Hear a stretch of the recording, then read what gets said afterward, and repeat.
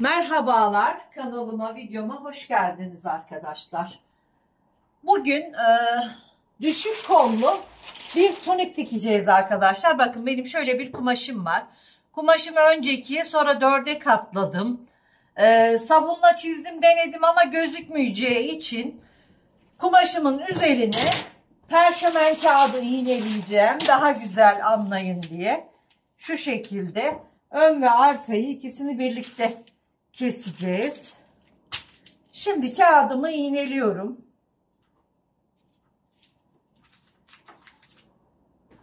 Çünkü çizgilerim belli olmayacak, anlaşılmayacak. Anlaşılması için şu şekilde kağıdımızı iğneledik ve kalemle çizeceğiz.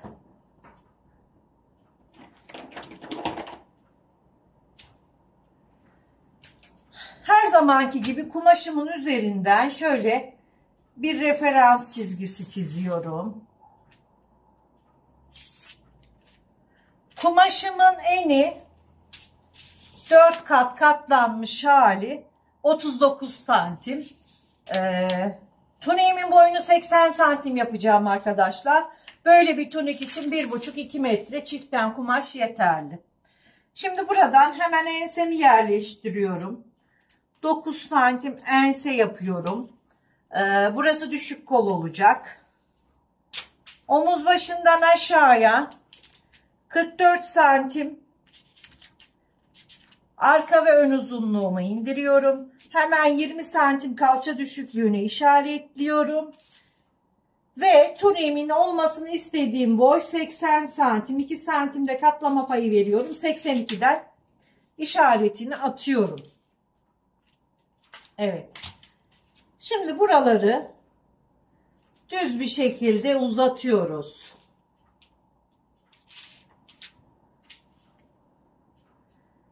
Kalça hattı, bel hattı,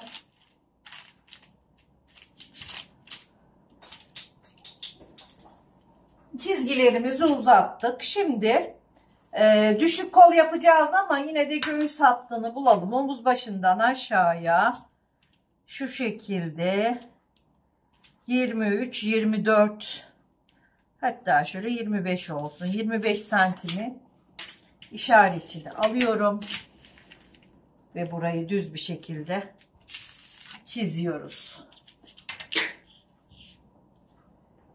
Şimdi omuz başından omuz düşüklüğünü vererek cetvelimle şu şekilde çiziyorum. Ve tekrar buradan kolumu ölçüyorum. Bakıyorum. Şöyle 21 santim az geldi. Şöyle 24'ten işaretini atıyorum arkadaşlar. Evet. Cetvelimizi şuraya yerleştirerek, bakın dik açısına dikkat ederek şu şekilde çiziyorum.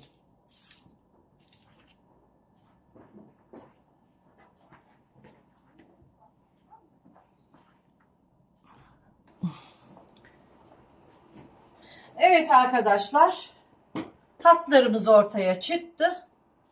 Şimdi ölçülerimizi yerleştireceğiz. Şimdi şurayı çiziyoruz kol elinden. Şöyle.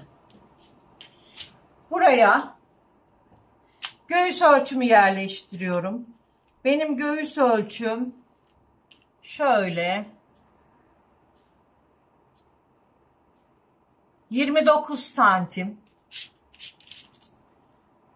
Belde hafif bir oturtturma olsun istiyorum. 1 santim içeri girerek 28'den çiziyorum. Kalça ölçüm 1/4 artı 2 vermiş olduğum ölçüm 30 santimden işaretini atıyorum.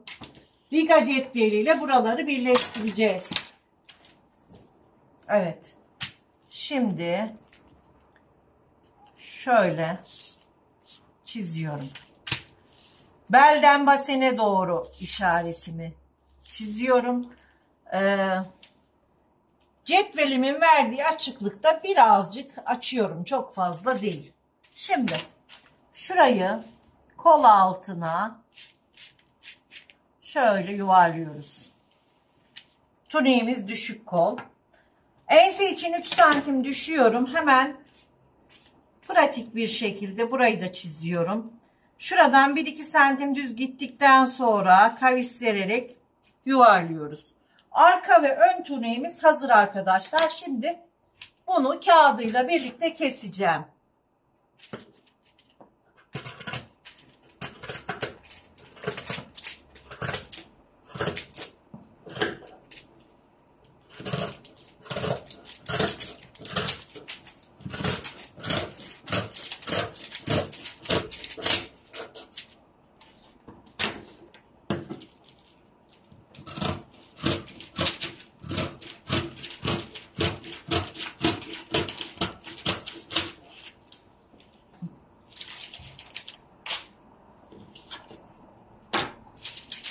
Çeviriyorum.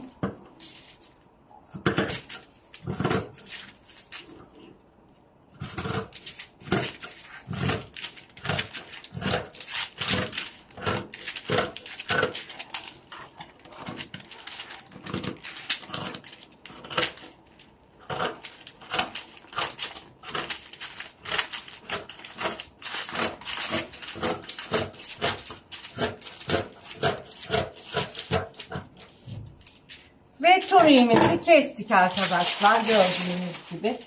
Kağıdımı çıkarıyorum.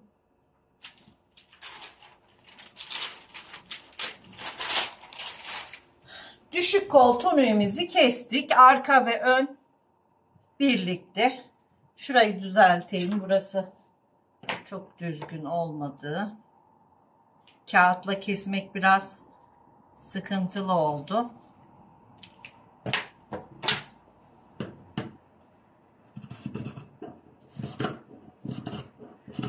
Kumaşımın da naylon oranı çok olduğu için makasım biraz zorlanıyor.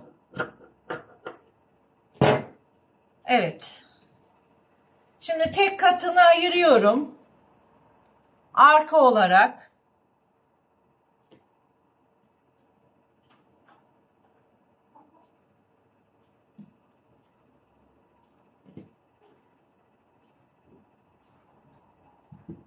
Yakam için oyuntu yapacağım.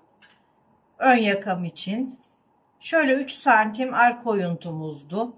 Şöyle 12 santimden işaretini alıyorum. Pratik bir şekilde sıfır yaka olarak kesiyorum.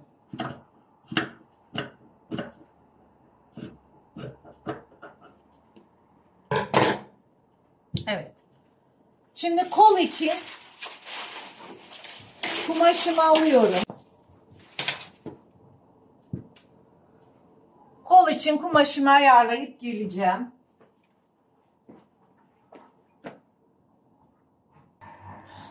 Evet arkadaşlar, kumaşımızı ayarladık. Şu şekilde kumaşı buraya yerleştiriyoruz. Kol boyumuzu da ayarladık. Şöyle kol boyumuzu ölçüyoruz. Kol boyunu buradan hemen çiziyorum.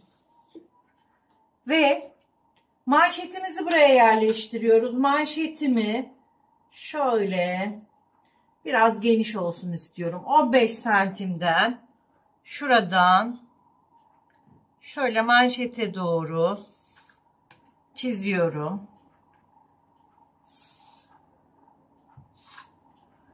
Ve keseceğim.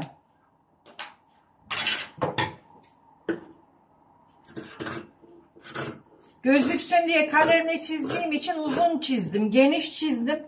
Çizginin içinden kesiyorum. Çizgiler gitsin diye.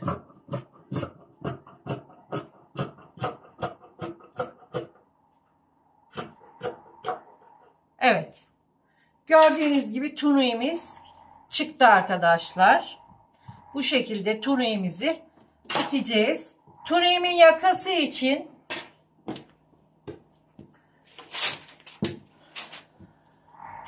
bu arkamız, o önümüz, kolumuz.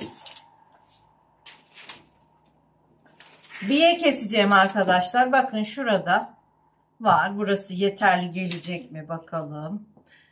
50 santim gelirse yeterli. Evet, geliyor. Şimdi buradan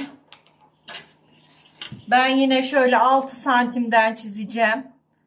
Ve çizginin içinden keseceğim. Kalemimin çizgisi gitsin diye. Şöyle yaka için.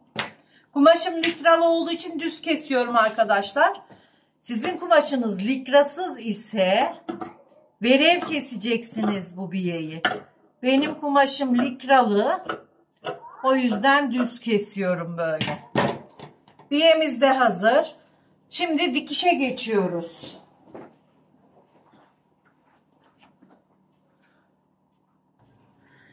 Evet, tuniğimi omuzlardan birleştiriyorum.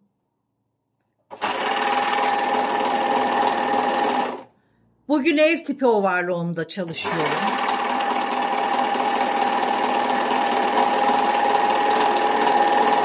Omzun birini birleştirdik.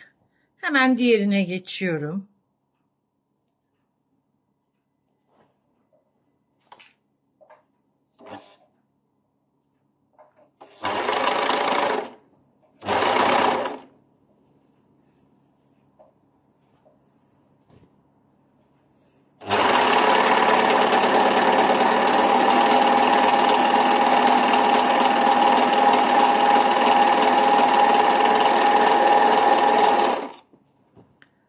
Omuzları birleştirdik. Kolları dikeceğiz. Bakın şimdi açıyorum. Açıyorum hemen kolu. Bedeni buraya yerleştiriyorum. Kolun birini alıyorum. Kolumun düz yüzünü bedenimin düz yüzüyle birlikte öpüştürerek dikmeye başlıyorum.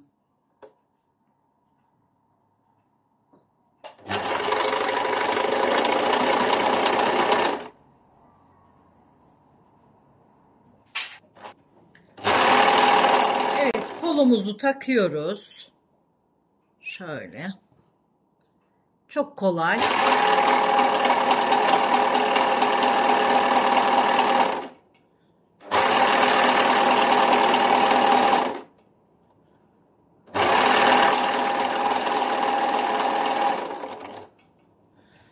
Koldan tutuyorum, hemen yanı kapatıyorum.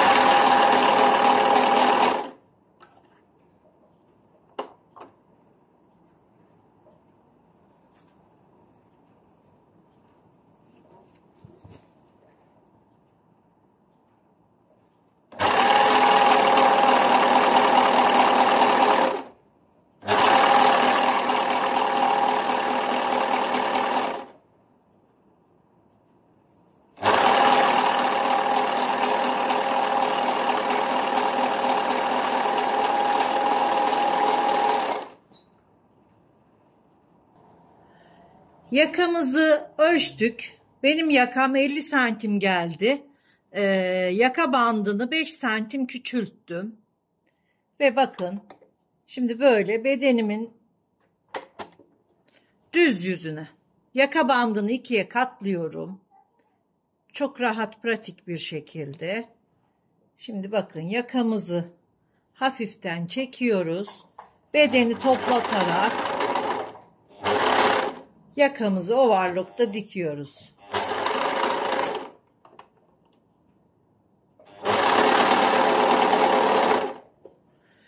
Enseyi biraz diktikten sonra şöyle tutuyorum. Bakın. İğneleme falan hiçbir şey yapmadım. Bakın şöyle tutuyorum. Avucumun içinde yakamı yerleştiriyorum. Yakamı çekerek dikiyorum.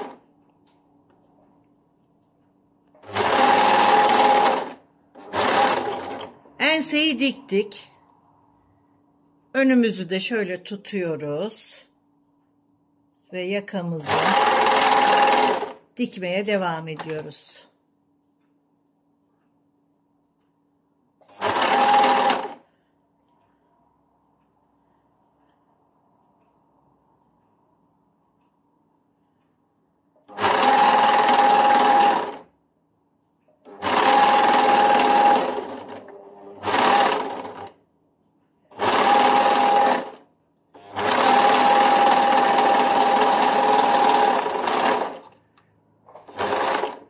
Yakamızı diktik arkadaşlar. Bakın gördüğünüz gibi.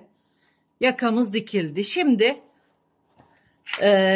kol ucunu ve etek ucunu katlıyorum. Tuniğimiz bitiyor arkadaşlar. Şimdi burayı katlayacağım. Kol ucunu da katlayacağım. Tuniğimiz bitecek. Tuniğimizin bitmiş hali arkadaşlar. Gördüğünüz gibi yakası, kolları çok güzel oldu. Beğeni ve yorumları unutmayalım arkadaşlar. Hoşça kalın. Sağlıkla kalın.